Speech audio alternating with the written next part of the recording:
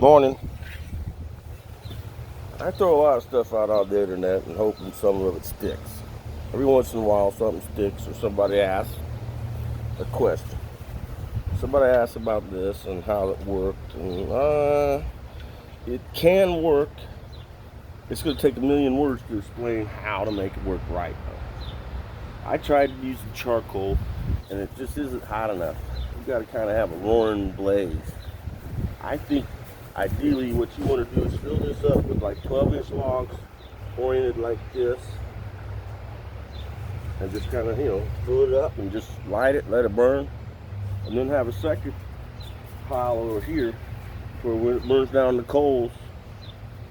That's when the oven's heated up finally. Takes that long. Then you throw your second fire on. I think you want to let it burn down about halfway to where it's not smoking so much, and then cook. If you try doing this with charcoal, it's just not enough. If you another thing I'm thinking about doing is adding a little grate so air can get up through it and let it burn a little higher. Another thing is getting this level is tough.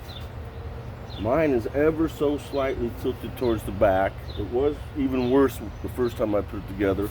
I built this and let it self-level, and then I put it on, and somehow things settled a little, and it's just ever so slightly tilted towards the back.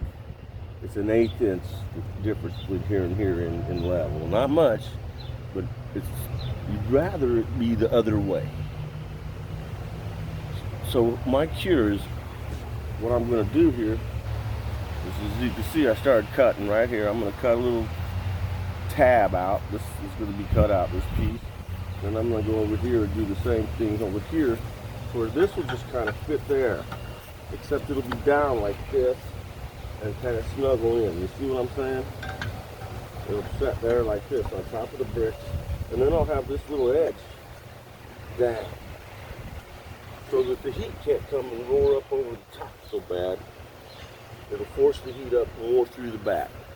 When I cooked my pizza, the crust was, oh my God, good. It was crunchy on the bottom, like a cracker almost. Crunch. It was great. But I wasn't getting enough heat upstairs, and the cheese just never melted. I had to finish it inside in the oven. It was kind of goofy, doing all this work and then it didn't work right. I think if I had the fire right, it would have worked. I think if you added this little feature, it'd work even better. Because you need the heat coming up through this little hole in the back pretty much a lot. And if you got a roaring fire, you can't hardly stick your hand in there. The mistake I made was trying to use too little of a fire and charcoal. And it just didn't turn out quite right. Chris Atkinson has a lot more experience with this, and he says it's a different thing every time. So you just kind of, the wind and stuff affects it, and your dough is probably a little different, and this and that. It's just I don't know if you're ever going to get it where it's exact science. I do think I will get it where I can cook a pizza in there in a minute or two and have that really good crust too. Because that hot rock being thick, that's the key to having that crust. One of the features here, I'll go get a couple things. Wait for a second.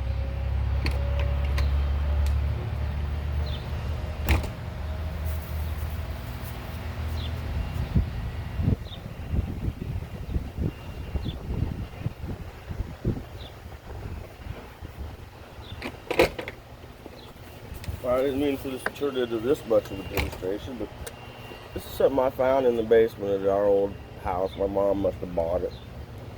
That's what we use in this. Use a lot of cornmeal. Cornmeal. It makes it to where your pizza just slides around, and when you go to put it in, some of the cornmeal will get on there too. It does. And then you come along and you can just pull this out, and I'm using this and a spatula. You kind of run it in, get your pizza, turn it a little, and then put it back in. You're gonna end up turning it Another trick I'm going to try is keeping it over on one side and set the peel like this, and then the heat has to kind of stand there a little longer. I'm going to try some little things and see what works. And I'll check back in and let you guys know, because apparently this kind of triggered a couple guys to ask, because it is interesting and fun. You know, you can do it in your backyard and not heat up the house. You have a little picnic table or something and build pizzas, have beer. It costed $45 for all this. These are $7.50 each. Got two of those. They're 16 by 24. And then 47 of these blocks. Landscape pavers. You don't have to get them with these little edges, but it works.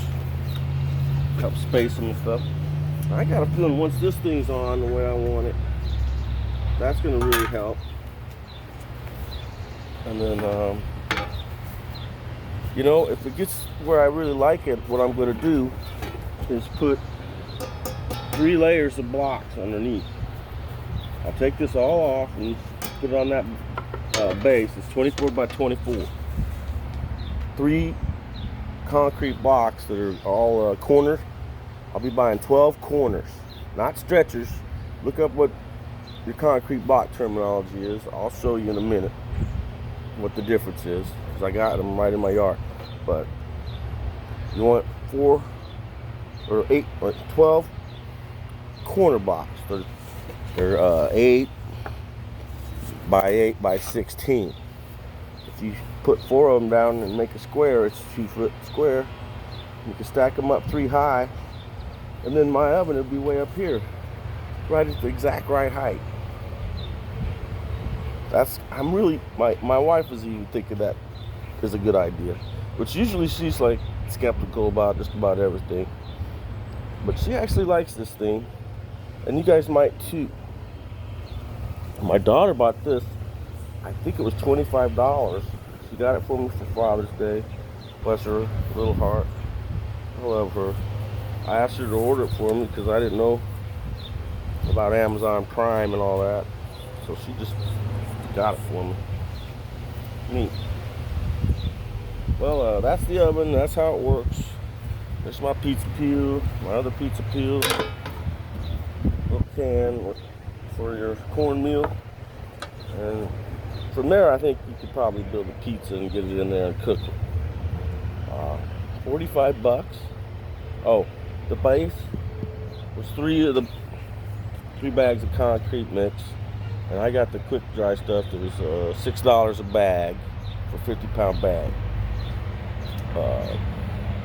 3 bags, 20 bucks. So the whole project was $65 so far. If I add on 12 blocks, which I will, what I'll do is I'll take 12 blocks and I'll buy 2 more of these things. And I'll set those on the bottom and make a base, and then stack this all up above it. It'll be great. It'll be just right. So what will that add to the cost? $15 for 2 more of these. And then 12 concrete blocks, depending on where you buy them.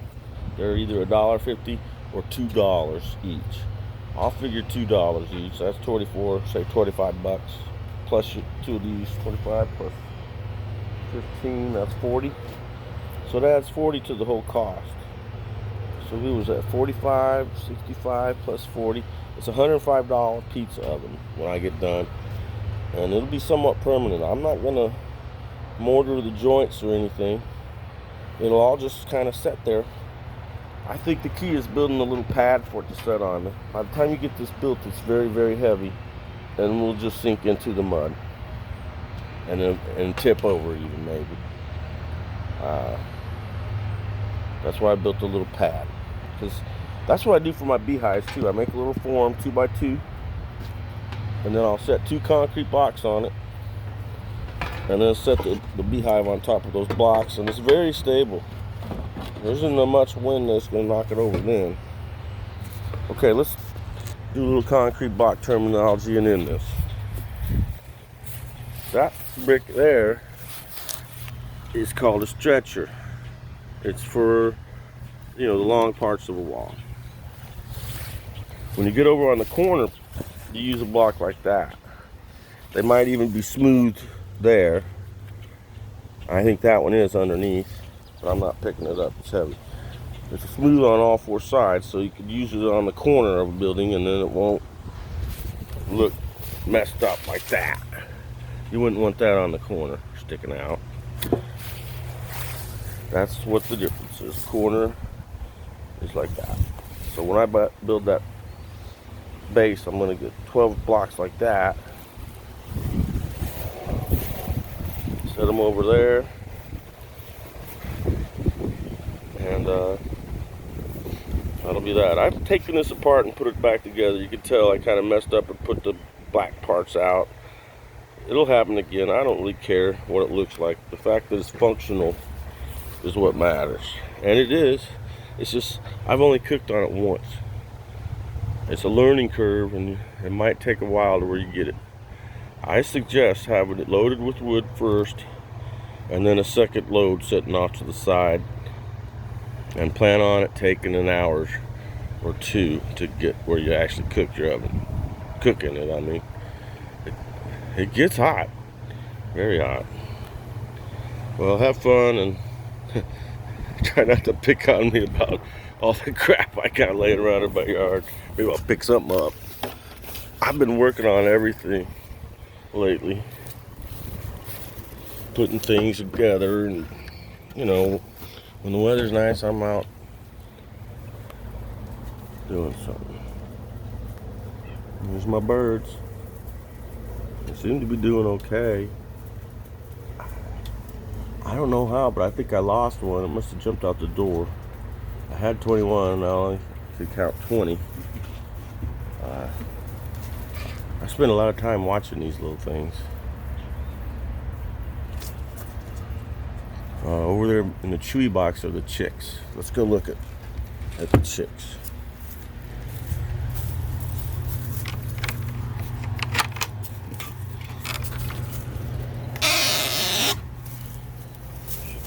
I'm trying to give them little things to roost on. Some is working, some not so much. Hey, there's one right there.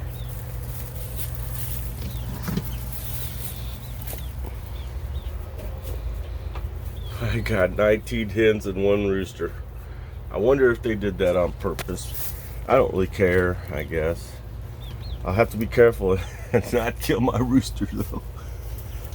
How do you tell? Well, it's pretty easy. That one that's the tallest one is the rooster. He's got a little bit of red on his chest, kind of starting. Plus he's got spurs on his legs. Hold on. None of the others have spurs. Quiet, Millet. Here's my chicks. Those are Americana chicks, and they're only a little over 2 weeks old. They're born, or hatched rather, on June 4th. So if they're going on 3 weeks. They're cute as the dickens. And next year maybe I'll get me an egg. The grandkids got to hold a chicken. It was kind of worth it just to be able to do that. It's still just cool having your own birds.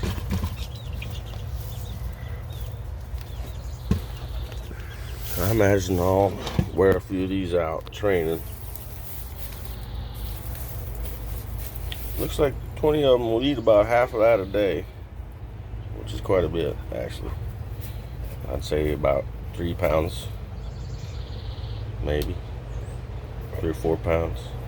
Let's see, how much does this hold? Holds 7 pounds, and if they empty it half, that's 3.5. So figure that out per bird. 3.5 pounds, 20 birds. They eat quite a bit. And they're just little fellas. He's like out there, gimme, bring me a bird. He's already catching them. To be able to catch one of these is pretty easy. Just grab me my little net and catch one, just like that. Then I grab him, I grab my scissors, clip his wings, and then I can take him out in the yard and out in the field and let Millet catch it. He's like, what to do it bad. He says, those are my birds. Those are my birds. Sit. Good boy. He's excited about his birds. Okay. Time to end it, I guess. God bless y'all. Thanks for watching. Now you know about the pizza oven and the birds.